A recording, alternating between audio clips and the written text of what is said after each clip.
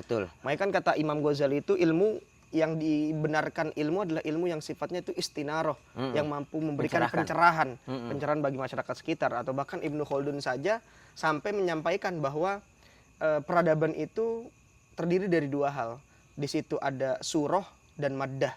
Maddah ini sesuatu yang penting, sifatnya gagasan, wacana. Misalkan maddah berbicara tentang pendidikan itu penting, maka surahnya apa? Orang-orang manusia membuat pendidikan, madrasah dan lain sebagainya itu kan. Nah, celakanya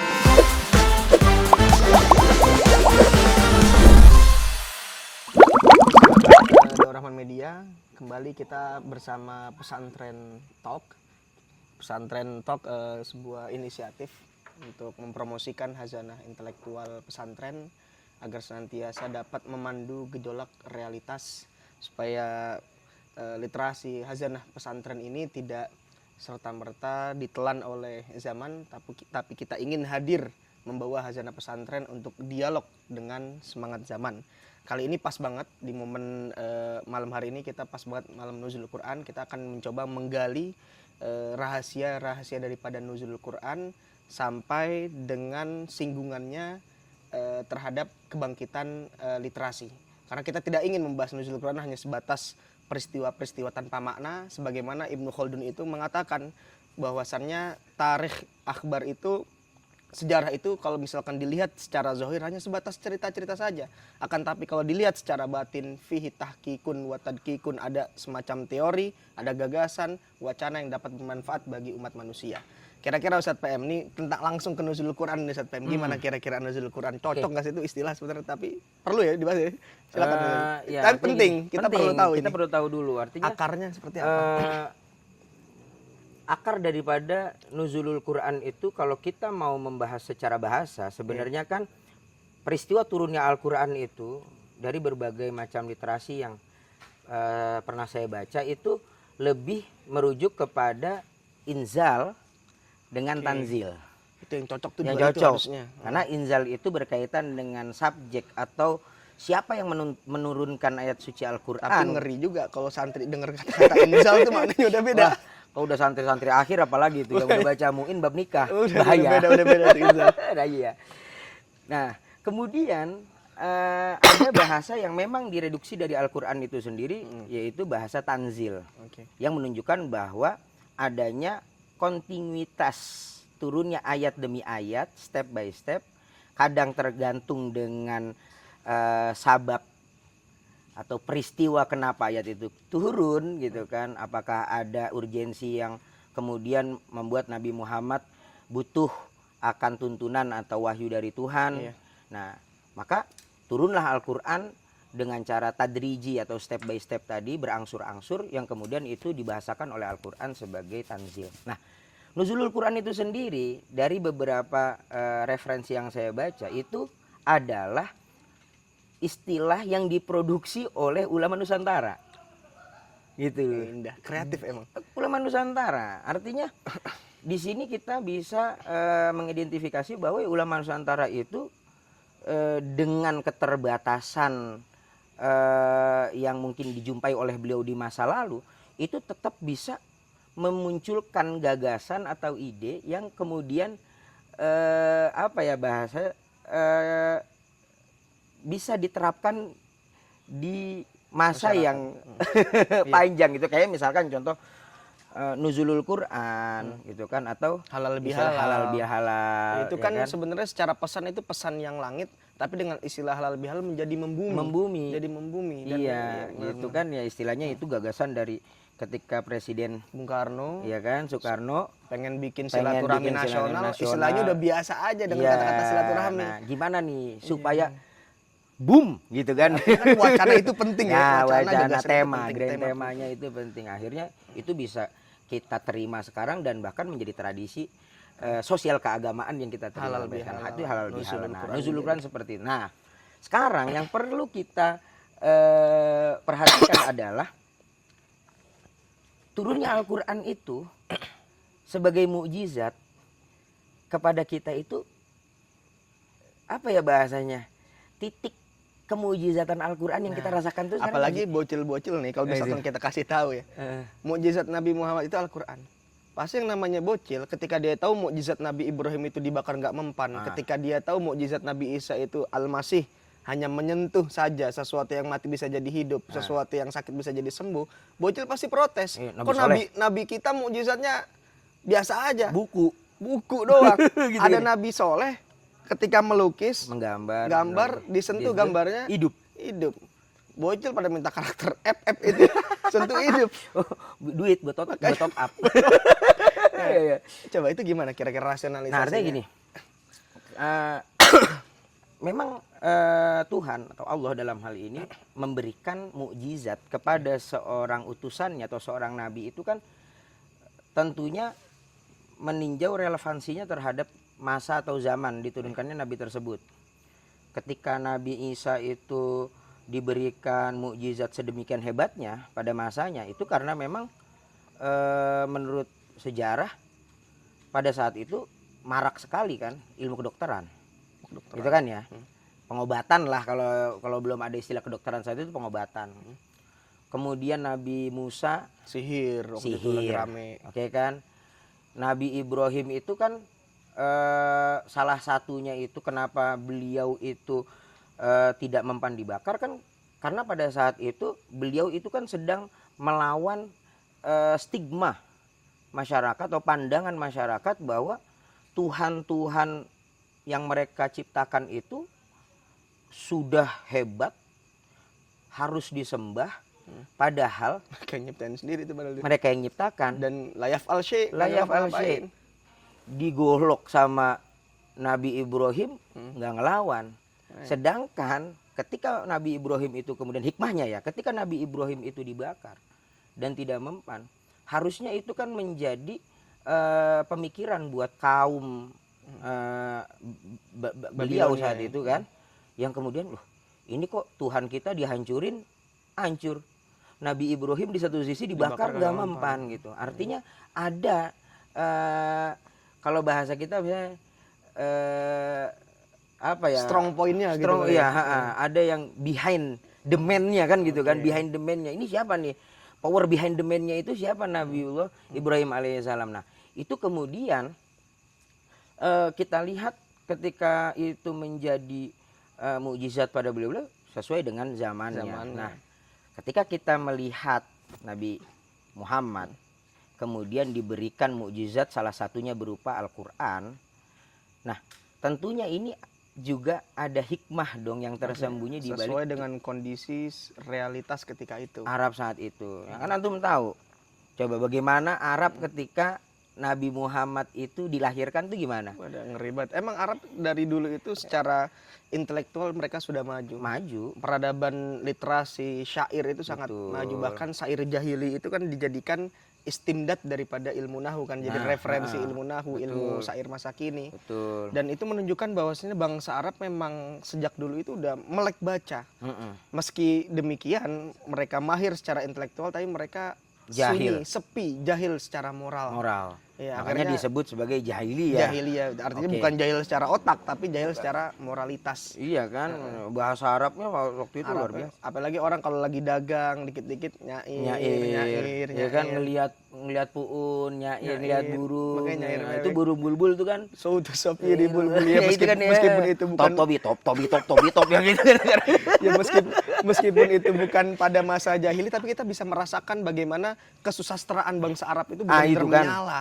Nah akhirnya Nabi Muhammad diberikan mukjizat Al-Quran berupa kata-kata itu sebagai apa, penakluk atau sebagai mercusuar yang mampu mengalahkan geliat syair bangsa Arab ketika itu. Ya, yang menunjukkan apa namanya taraf intelektual bangsa Arab saat itu kan. Nah makanya Al-Quran itu berarti diturunkan oleh Allah kepada Nabi Muhammad untuk menjawab iskalat atau sangkalan-sangkalan kafir Quraisy saat itu terhadap keraguan mereka kepada Nabi Muhammad kan seperti itu. Nabi Muhammad apalagi kan dibuat layak tub walayak ummi. Itu menunjukkan lagi-lagi Al-Quran itu bukan produk Nabi Muhammad, murni. In huwa illa wahyu yuha gitu kan, apa yang disampaikan oleh Nabi itu bukan lahir dari Nabi tapi murni dari Allah Subhanahu wa taala. Nah, sekarang berarti gini.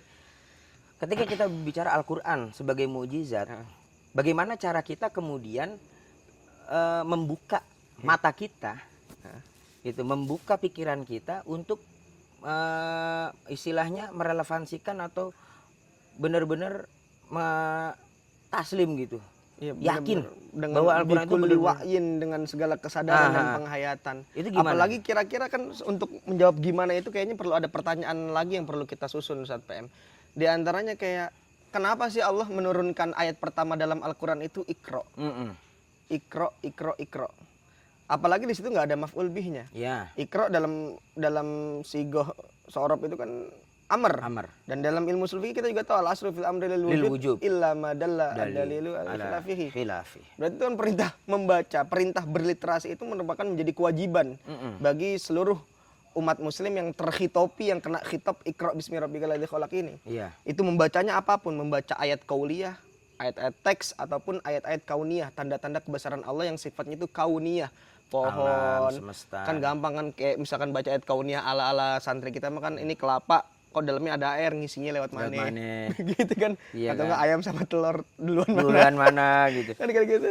Tulang dalam tubuh manusia kayak gimana caranya gitu. Nah, kan. Itu mungkin sebagai tahap awal kita merenungi bagaimana Allah menciptakan sesuatu yang barangkali kita belum menemukan asror, rahasia daripada alasan penciptaan itu. Oke, berarti gini ya Ustaz Sadillah.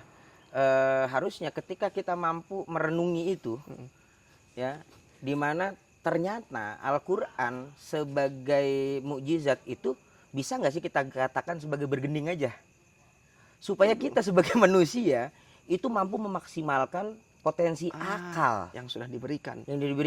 Apalagi akal kan menjadi jauhar, nah itu kan menjadi paling intinya manusia itu kan ketika manusia mampu meletakkan akal di atas hawa nafsunya. Nah itu. Nah untuk memaksimalkan akal, potensi akal adalah dengan membaca. Berarti perintah membaca ini pemirsa paling tidak mengajak kita untuk keluar dari kegelapan, dari kebodohan menuju pencerahan, istinaroh, pencerahan secara batin ataupun pencerahan secara intelektual.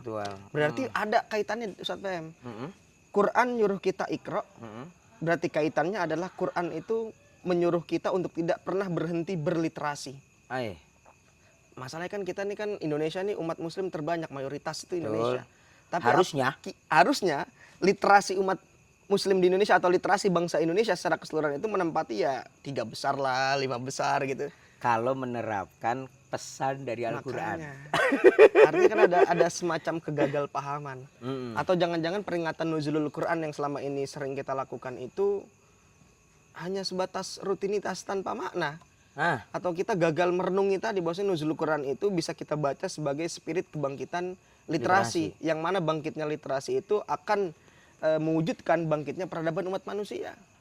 Sekarang pertanyaannya kan berarti begini Ustaz. Peristiwa nuzulul Quran itu harus kita maknai esensinya, yaitu adalah spirit literasi atau sebatas euforia sebelaka. Nah, itu kita bisa ngambil salah satu spirit tadi, itu spirit literasi. Karena kenapa kalau kita lihat ya kan misalkan ketika Al-Quran itu turun, itu benar-benar bangsa Arab itu dibuat terkesima. Sampai-sampai ditantang kan in kuntum fi raibim mimma nazalna ala abdina fa'tu bisuratim min mithlihi. Akhirnya ada yang coba buat, ada yang mengatakan itu yang buat Musailimah al-Kadzdzab. Kalau guru saya nggak mau nyebut Musailamah, nggak mau. Dia Musailimah, kagak yang pernah diselamatin soal itu. Musailimah al-Kadzdzab, al-fil wa ma adraka mal fil, malah nyeritain tentang dia kan? Aja. Anfuhu tawil. Gitu ya.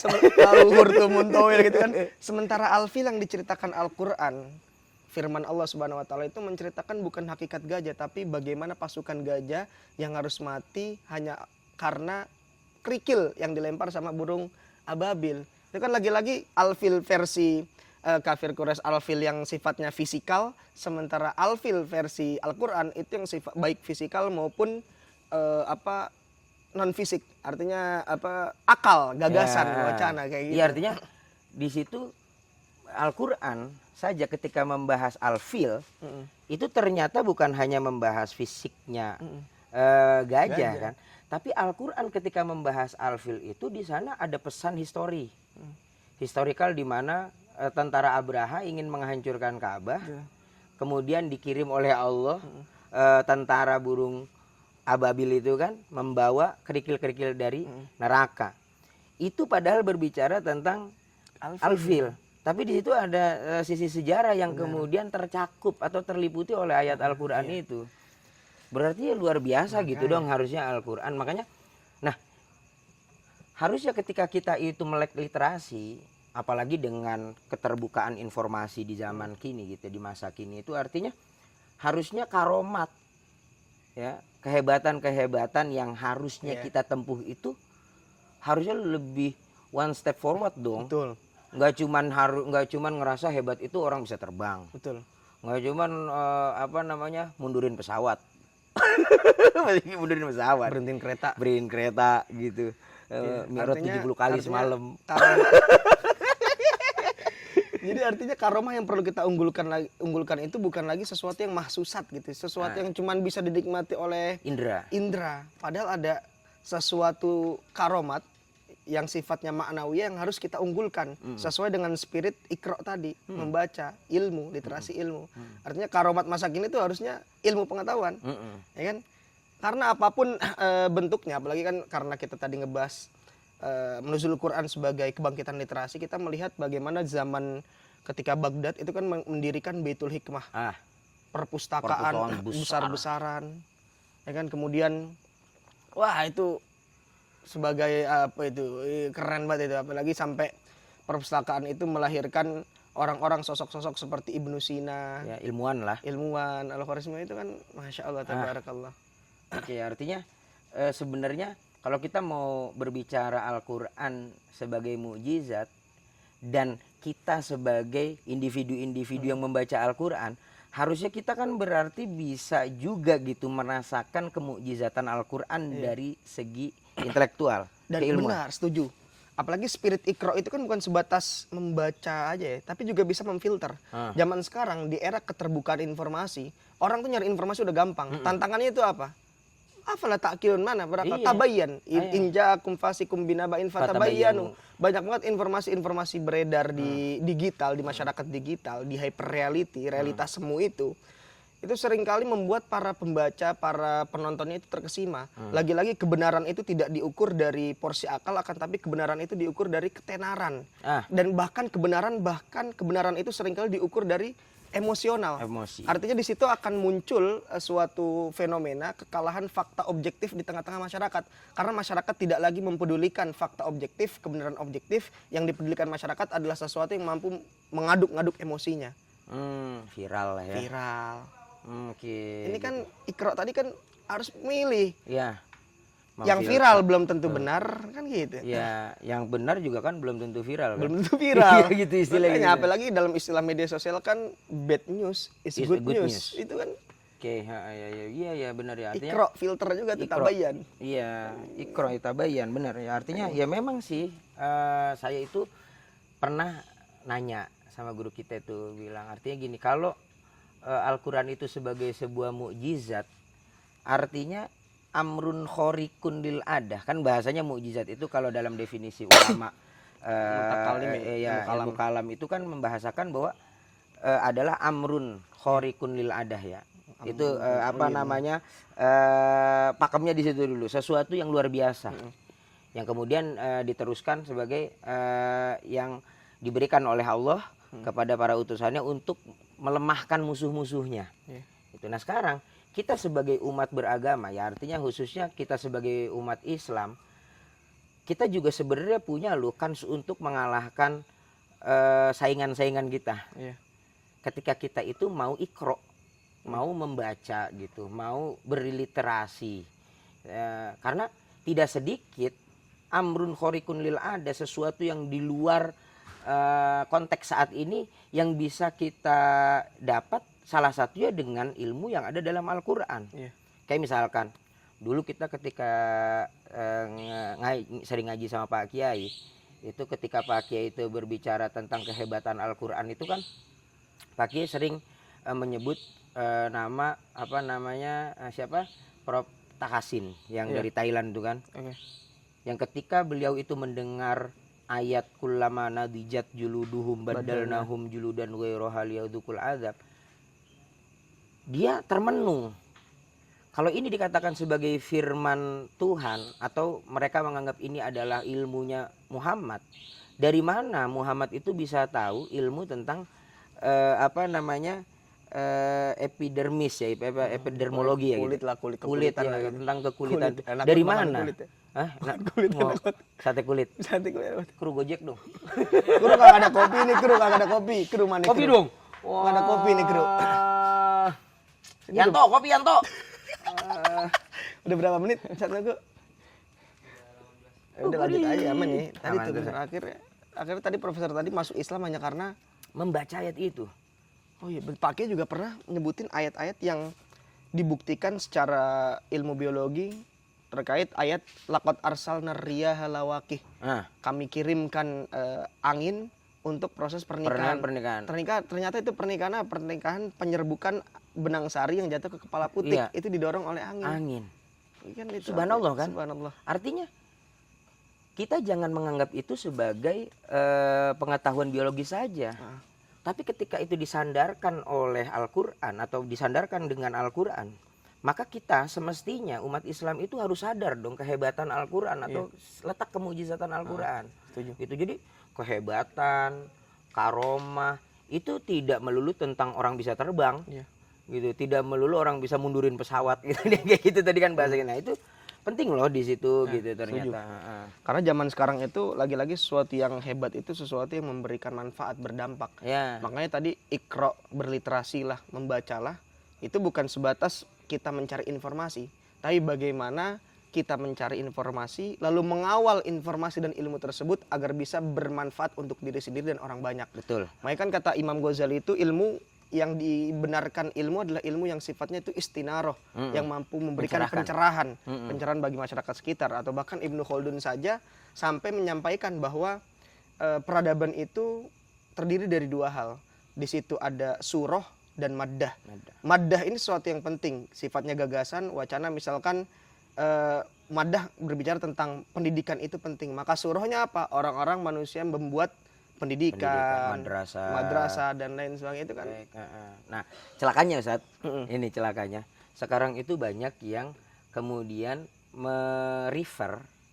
merujuk kepada sosmed dan itu dianggap sebagai sebuah bukti otentik dalam keberagaman dan atau bahkan dalam segala segmen kehidupan kan. Jadi ada istilah gini, korban korban nikah standar TikTok. Kan kayak gitu.